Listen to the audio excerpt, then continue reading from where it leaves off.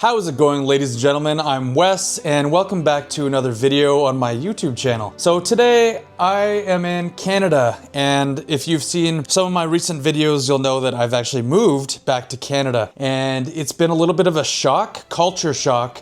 And as a Canadian, I guess you would call that reverse culture shock. And one thing that happened before I left Taiwan is all of my Canadian friends basically told me, oh, buckle up, dude, because once you go back to Canada, you are going to see how expensive it truly has become in Canada, basically since 2017, since I left, since I moved to Taiwan to now in 2025. Apparently, the prices have just skyrocketed, mass inflation, especially since COVID, that global pandemic that we all went through. It's just become almost unaffordable to live in Canada. Well, as somebody who has spent 7 years in Taiwan and now moving back to Canada, where I grew up, I think I have the unique perspective to actually be able to deduce if it actually is way more expensive in Canada, or if perhaps Taiwan isn't quite as inexpensive as we all like to think it is. So buckle up, here is my new video comparing the prices of Taiwan versus Canada. Let's go. So I'm going to start by going through a few of the essentials that we need in our everyday life. Things like grocery items, eggs, milk, cheese, rice, potatoes that we all kind of need day to day or week to week. And then I'm going to move into things like gas prices, electricity bills, water prices, and then rent. I think rent is going to be a very interesting topic to talk about today. And then we're going to sum everything up, the wages in Canada versus Taiwan and the expenses in Canada versus Taiwan. And we're going to come to some kind of grand summary about generally what is the cost of living in both countries. So I can't wait to dive into this topic a little bit. And as someone who has just transitioned my entire life all the way around the world, this is especially interesting for me, and I hope it's going to be interesting for you guys. So let's start with milk, and this one actually really surprised me because when I first came to Canada, I saw that milk was about $6 Canadian for 4 liters. Of course, in Canada, milk comes in a bag, which maybe a lot of people don't know about, and it turns out that milk in Taiwan is about 96 NT per liter, a little bit less than 100 NT. So if you times that by 4, that's actually about 380 NT for 4 liters of milk, which works out to be almost double what that price is in Canada. So I think Canada has you beat there. Canadian milk is cheaper than milk in Taiwan. So next we're going to talk about eggs. I know this is kind of a hot button issue for a lot of people because the price of eggs tends to fluctuate heavily month to month. And right now I'm seeing eggs in Canada for about $4 Canadian per dozen. And I just looked it up online. It seems that eggs in Taiwan are about $4.75 Canadian. So again, for some reason, Canada seems to have cheaper eggs than Taiwan. Again, we've got all that farmland for these chickens to run around and lay eggs. So that kind of makes sense to me as well. So conversely, it actually seems that chicken meat is actually cheaper in Taiwan. So it's around $10 Canadian, whereas in Canada, unless it's on sale, you're gonna be spending about $12 Canadian per kg of chicken meat. So next we're gonna talk about rice. Obviously, rice is hugely important in Taiwan. It is the staple, and right now on the internet, I see that rice is about $3 Canadian per kilogram of rice in Taiwan, and in Canada, it's going to be about 25% higher at about $4 Canadian per kg. Obviously, rice is going to be imported. I don't think we grow any rice in Canada, so yeah, all of our rice will be imported from places like Taiwan. So we are paying a premium to have something like rice imported into Canada. So Taiwan is your winner in this category.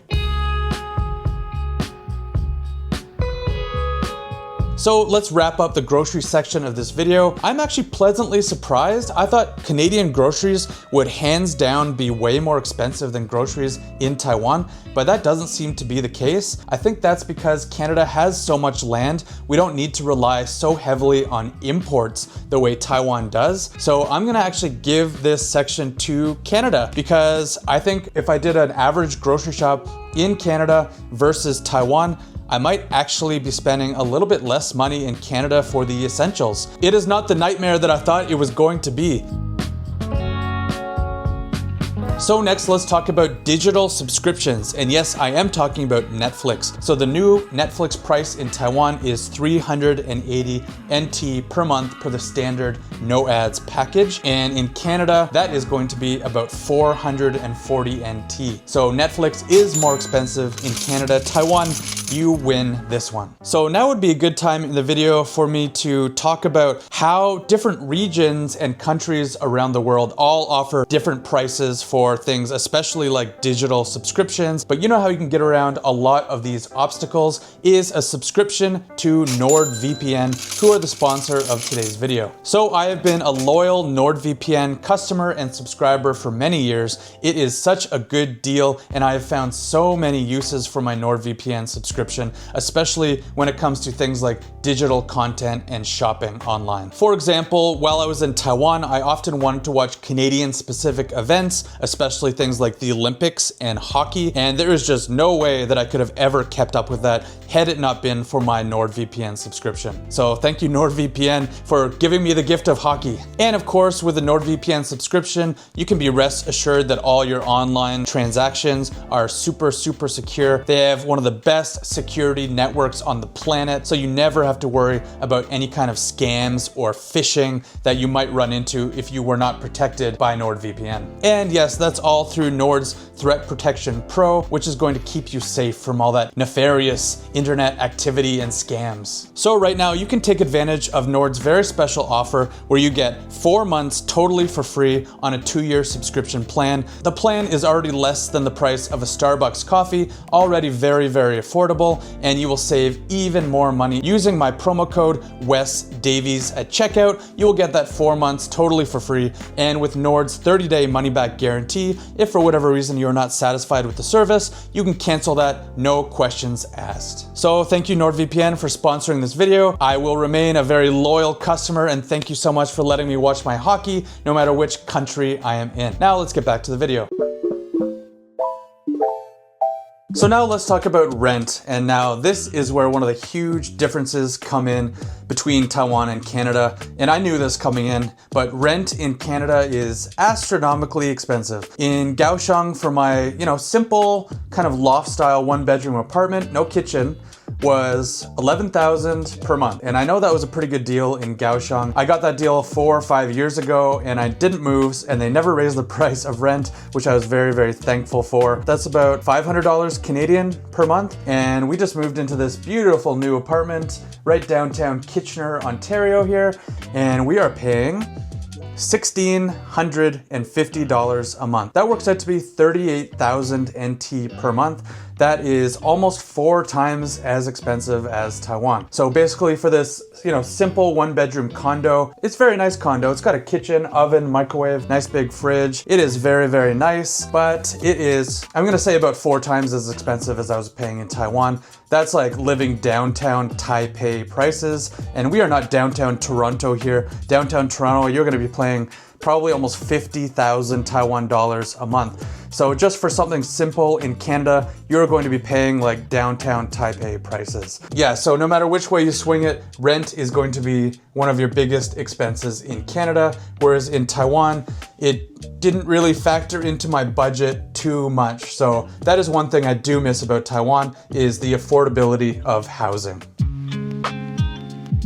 So now, I'm gonna sum this up, but first I need to talk about the wage differences between Taiwan and Canada, which actually is huge. A lot of people might not know this, but the minimum wage now in Canada is $17.20 per hour. That is almost 400 Taiwan dollars per hour. That's bare minimum. And now I just looked up the Taiwan minimum wage for 2025, and that is 190 NT per hour. That's about $8.20 Canadian per hour. So the minimum wage in Canada is double. It's double what you're gonna get paid in Taiwan. I know some people working in the department store and other higher level jobs like that in Taiwan, they're still only clearing like $30,000 a month, $35,000 a month NT. So in Canada, you are going to be making probably around $60,000 per month, just the bare minimum. To sum it up, I would say that while some things are significantly more expensive in Canada, it almost makes up for it because the minimum wage is so much higher. Let me know what you think in the comments. If you live in Canada, how have things changed in the last couple of years? Are things way more expensive than I seem to be making them out to be compared to your salary? And if you live in Taiwan, do you find you're able to save money every month? Are you making more than 30 or 35,000 NT per month? What do you think about the Taiwanese minimum wage? Do you think that needs to be increased dramatically? So I'm curious to know all of your thoughts on this subject as well. So thank you guys for watching this video with me today. I really had fun making it, and I'm interested to see all of your comments as well. So do check out all the links I provided below for NordVPN. Don't forget to use my special discount promo code WesDavies. Very easy for you to remember. Just type that in at checkout and you will get those 4 months for free. So that's all I have for you guys today. Thank you so much for watching. Please like and subscribe, and I will see you guys in the next video. Take care, everyone.